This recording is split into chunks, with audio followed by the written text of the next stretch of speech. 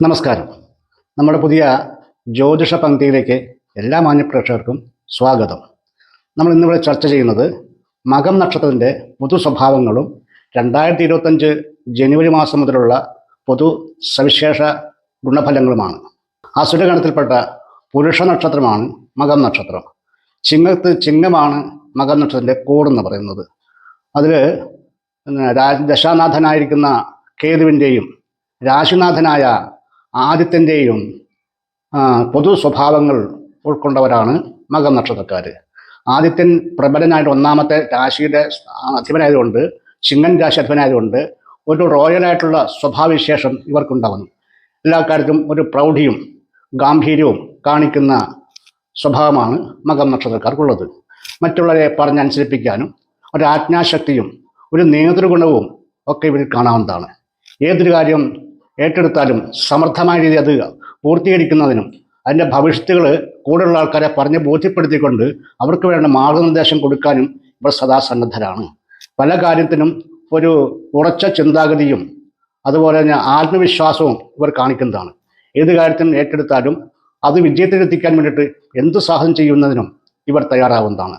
പല കാര്യങ്ങളുടെ ഗുണഫലങ്ങളെപ്പറ്റി ചിന്തിച്ചുകൊണ്ട് ഒരു നല്ല രീതിയിൽ ഒരു രാജകീയമായ രീതിയിലുള്ള ജീവിതമാണ് ഇവർ കാക്ഷിക്കുന്നത്.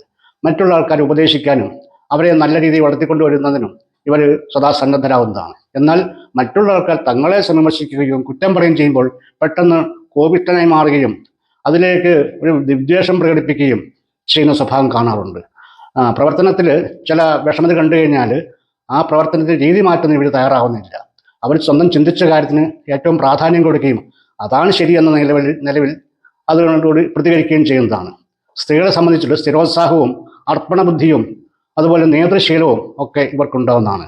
ഔദ്യോഗികങ്ങളിൽ പ്രവർത്തിക്കുന്ന സ്ത്രീകൾക്ക് ആ മറ്റുള്ള ജൂനിയേഴ്സിനെയൊക്കെ പറഞ്ഞ് നല്ല നിലയിൽ കൊണ്ടുവരാനും ആ കർമ്മപദത്തിൽ ലയിപ്പിക്കാനും ഇവർക്ക് ഒരു അസാധാരണ കഴിവുണ്ട്.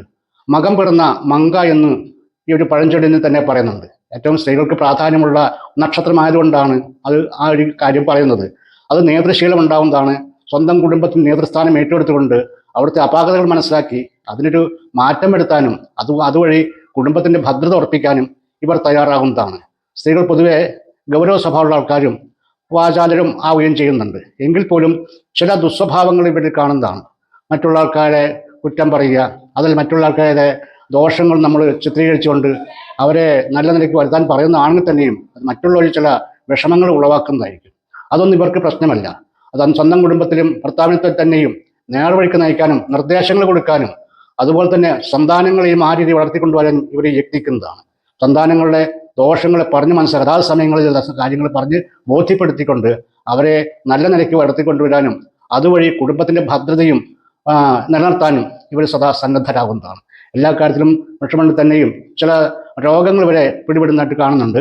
ഉദര സംബന്ധ രോഗങ്ങളും ദന്തരോഗങ്ങളും വരെ വിടാതെ പിടികൂടുന്നതായിരിക്കും. അത്തരം കാര്യങ്ങളിൽ നിന്നുള്ള മാറ്റി നിർത്തി കഴിഞ്ഞാൽ പൊതുവെ ആരോഗ്യശീലരായിരിക്കും ഇവർ. അവനവൻ്റെ ദിനകർമ്മങ്ങൾ കൃത്യതയോടുകൂടി ചില വൃത്തിയോടുകൂടി ചെയ്യാനും ഇവർ സന്നദ്ധരാവുന്നതാണ്.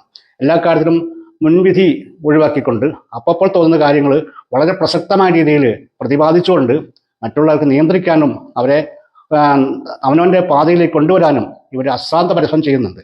എന്നാൽ ഇവരുടെ ദോഷങ്ങൾ മറ്റുള്ളവർക്ക് അത്ര ബോധ്യമായി തീരുന്നില്ല. അതുകൊണ്ട് സ്നേഹത്തോടെ പെരുമാറുകയും നല്ല സൗഹൃദ മനോഭാവത്തോടുകൂടിയും ആയിരിക്കും ഇവർ പെരുമാറിക്കൊണ്ടിരിക്കുക. വർഷത്തിൻ്റെ ആദ്യ ഭാഗങ്ങളിലായിട്ടുള്ള സമയങ്ങളിൽ രാശിയുടെ 7ാം ഭാവാധിപൻ ശത്രുകാരകനുമായിരിക്കുന്ന ശനി 7ാമത്തെ രാശിയിൽ അഷ്ടമരാശിയിലേക്കാണ് പോകുന്നത്. അപ്പോൾ 7ാം രാശി നിൽക്കുന്ന സമയത്തുള്ള ദുരിതങ്ങളും സാമ്പത്തിക വിഷമതകളും പൊതുവെ മകം നക്ഷത്രക്കാരെ അലട്ടാറുണ്ട്. മാനസികമായി ഒരുപാട് പ്രശ്നം ഉണ്ടാക്കുന്നതാണ്, സാമ്പത്തിക തടസ്സം ഉണ്ടാക്കുന്നതാണ്, കർമ്മദുരിതത്തിന് വിഷമത ഉണ്ടാക്കുന്നതായിരിക്കും. അതുപോലെ തന്നെ മറ്റുള്ള ആൾക്കാരുടെ ചെറിയ ചെറിയ ന്യൂനതകളെല്ലാം കണ്ടുപിടിച്ചിട്ടുണ്ട് അവരെ നല്ലതാക്കിയിട്ട് ഉപദേശം കൊടുത്തുകൊണ്ട് വരുത്താനും ശ്രമിക്കുന്നതാണ്. എങ്കിൽ പോലും എട്ടിലേക്ക് പ്രവർത്തനം ആരംഭിക്കുന്ന എട്ടിലേക്ക് മാറ്റുന്ന ശനി ഒരുപാട് വിഷമത ചെയ്യുന്നുണ്ടായിരിക്കും. അത് സ്ഥാനസംബന്ധ ദോഷങ്ങളും ചില അപവാദങ്ങൾ കേൾക്കേണ്ട അവസ്ഥ ഉണ്ടാക്കി തീർക്കുക, സാമ്പത്തികമായ അധിക വ്യയം സംഭവിക്കുക മുതലായ വിഷമത ഉണ്ടാക്കുന്നുണ്ട്. ഒരു കുടുംബസുഖം കുറയുകയും ചെയ്യും. ഭാര്യ ഭർത്തങ്ങന്മാരെ സംബന്ധിച്ചുകൊണ്ട് വരുമ്പോൾ പറയുന്ന കാര്യങ്ങൾ പൂർണ്ണമായിട്ട് അന്യോന്യം ഉൾക്കൊള്ളാനോ അതനുസരിച്ച് പ്രവർത്തിക്കാനോ ഇരുവരും തയ്യാറാവില്ല. അതുകൊണ്ട് ദാമ്പത്യ വിഷമതകളും ദുരിതങ്ങളും അഭിപ്രായ ഭിന്നതകളും ഉണ്ടാക്കിയിട്ട് കുടുംബ സ്വസ്ഥത വളരെ കുറയുന്നതായിരിക്കും. അപ്പോൾ അതുകൊണ്ട് സന്താനങ്ങൾ വരെ അല്പം വിരോധത്തോടെയും വിദ്വേഷത്തോടു കൂടിയായിരിക്കും മാതാപിതാക്കൾ പെരുമാറിയും അവിടെ സംസാരം മുഴുവൻ പൂർണ്ണമായിട്ട് അംഗീകരിക്കുന്ന അവസ്ഥയില്ല, ഷാഠ്യ സ്വഭാവം കാണിക്കുകയും അത് കുടുംബ ഭദ്രതനെ കലുഷിതമാക്കുകയും ചെയ്യുന്നതാണ്. അതുപോലെ തന്നെ മകര നക്ഷത്രത്തിൻ്റെ 10ാം രാശി നിൽക്കുന്ന ഗ്രഹം വ്യാഴം സർവേശ്വരകാരകനാണ്. ആ വ്യാഴം കുറേ ഗുണഫലങ്ങളൊക്കെ പ്രദാനം ചെയ്യുന്നുണ്ട്. അപ്രതീക്ഷിതമായിരിക്കുന്ന സാമ്പത്തിക വരുമാനം, കിടക്കുന്നതായിരിക്കുന്ന ചില കാര്യങ്ങളുടെ പ്രാധാന്യം ഉണ്ടായിത്തീരുക, അതുപോലെ തന്നെ അകന്നു കഴിയുന്ന ബന്ധുക്കൾ അനുകൂലന്മാരായി തീരുക, ശത്രുതാ മനോഭാവം നിൽക്കുന്ന സുഹൃത്തുക്കളൊക്കെ അനുകൂല മനോഭാവം കാണിച്ചുകൊണ്ട് യോജിക്കാനും ഒന്നിച്ച് പ്രവർത്തിക്കാനും തയ്യാറായിട്ട് മുന്നോട്ട് വരുന്ന അവസ്ഥയും ഉണ്ടാകുന്നതാണ്. ആ ഗ്രഹം വ്യാഴം 11ാം രാശി വന്നാലും പല ഗുണഫലങ്ങളൊക്കെ ഉണ്ടാകുന്നതാണ്. അപ്രതീക്ഷിതമായ നേട്ടങ്ങൾ ഉണ്ടാകുന്നതാണ്. സന്താനങ്ങളെ സംബന്ധിച്ചിട്ട് വിദേശത്ത് പഠിക്കുന്ന കുട്ടികൾക്കുള്ള പ്രാധാന്യം ഉണ്ടായിത്തീരുകയും ആ പഠനത്തിൽ ഉന്നത നിലവാരം പുലർത്താനും വിജയിക്കാനും സാധിക്കുന്ന അവസ്ഥയും കൂടി വരുന്നുണ്ട്. പിന്നെ മാത്രമല്ല, വിദേശത്ത് പ്രവൃത്തി ചെയ്യുന്ന സന്താനങ്ങൾക്ക് അഭിവൃദ്ധിയും സാമ്പത്തിക നേട്ടങ്ങളും കർമ്മത്തിലുള്ള ഉയർച്ചയും ഉണ്ടായിരിക്കുന്നതാണ്. അതുകൊണ്ടുള്ള സന്തോഷം കുടുംബത്തിൽ അലയടിക്കുകയും ഒരു സ്വസ്ഥമായിരിക്കുന്ന ജീവിതം ഉണ്ടാക്കുകയും ചെയ്യുന്നതായിരിക്കും. എന്നാൽ ശനി എന്ന ഗ്രഹം മാർച്ച് 29 മീനരാശി പ്രവേശിക്കുമ്പോൾ ആ ശനി അഷ്ടമസ്ഥാനത്തേക്കാണ് വരുന്നത്.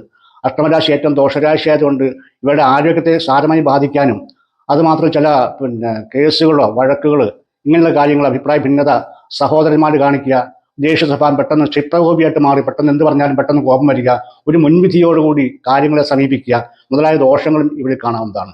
അതുകൊണ്ട് സഹോദരന്മാരായിട്ട് രമ്യത എന്നുള്ള കാര്യങ്ങൾ ഉണ്ടാവത്തില്ല.